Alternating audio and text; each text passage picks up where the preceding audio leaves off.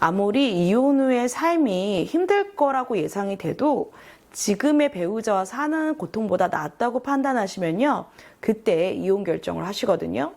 하지만 막상 이혼을 결정했어도 어떻게 준비해야 되는지 모르시는 분들이 의외로 많습니다. 주변에 물어보기도 어려우니까 인터넷을 많이 찾아보시는데요.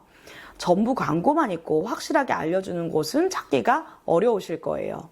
그렇다고 준비를 제대로 하지 않잖아요. 이혼까지는 길게는 1년 이상 걸리고요. 재산 분할이나 양육권, 친권에 있어서 불리한 판단을 받을 수도 있어요. 그래서 오늘 이혼을 결심했을 때 준비해야 되는 5가지에 대해서 알려드릴 텐데요. 이 영상을 보시면 나중에 변호사와 상담할 때에도 큰 도움이 되실 거예요. 첫 번째는 이혼에 이르게 된 사실관계 정리입니다. 전 우선 가장 먼저 물어보는 질문이 있어요. 왜 이혼을 결심하게 되셨어요? 배우자는 이혼할 생각이 있으신가요? 왜 제가 이런 질문을 할까요? 배우자도 이혼 생각이 있고 본인도 이혼 생각이 있으면 이혼 자체는 일단 됩니다.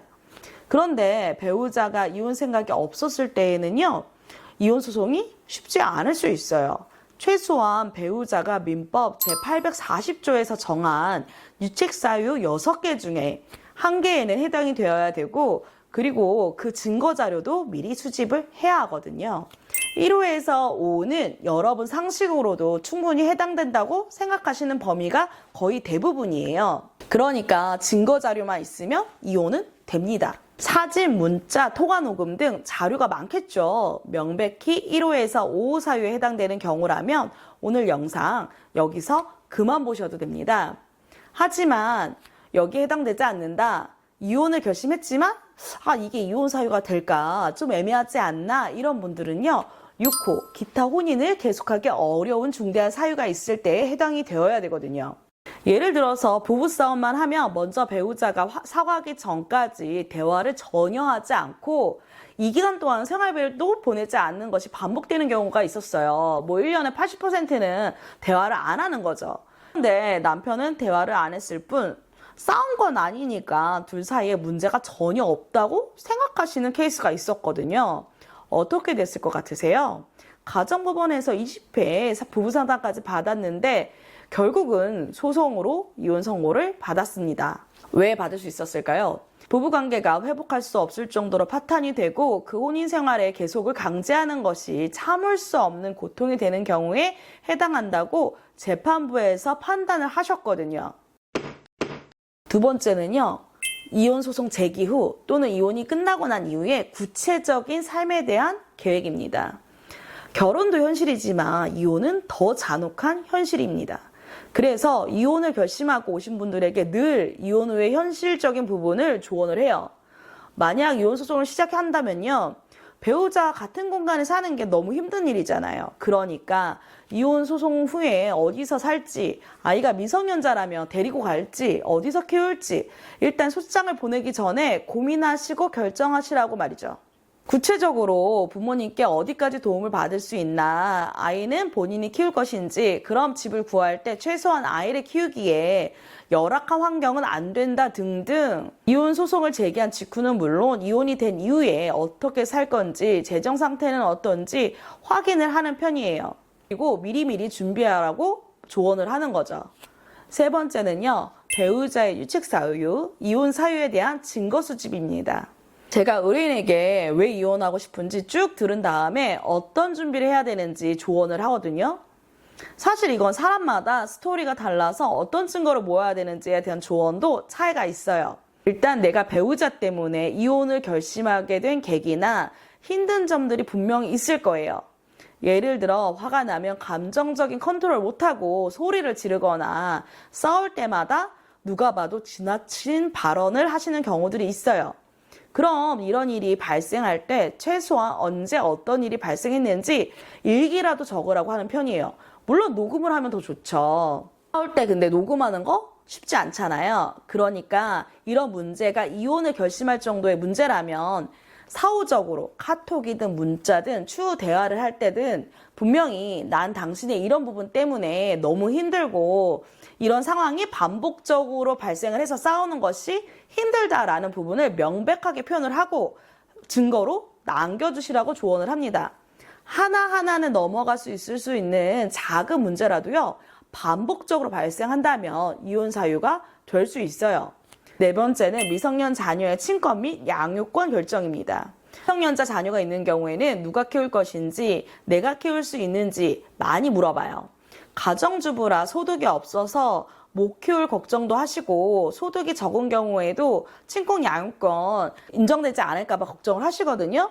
아이가 많이 어린 경우에는 지금까지 주양육자가 누구인지 확인을 하고, 웬만하면 이혼 소송을 제기할 때 아이를 양육하고 있는 사람이 계속 키우게 될 확률이 높습니다. 그리고 집에서 나와야 하는 상황이라면 새로 살게 된 집이 원룸처럼 열악한 환경인 경우에는 친권 및 양육권을 인정받기가 어려울 수 있어요. 최소한 아이를 키우기에 적합한 환경인 주택을 구하실 필요가 있습니다.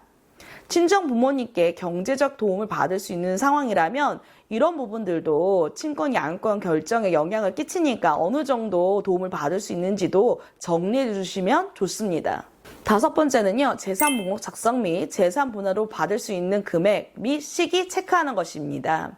미리미리 내 명의로 된 재산, 상대방 명의로 된 재산 파악이 가능하다면 가능한 범위 내에서 파악해 주시면 좋습니다.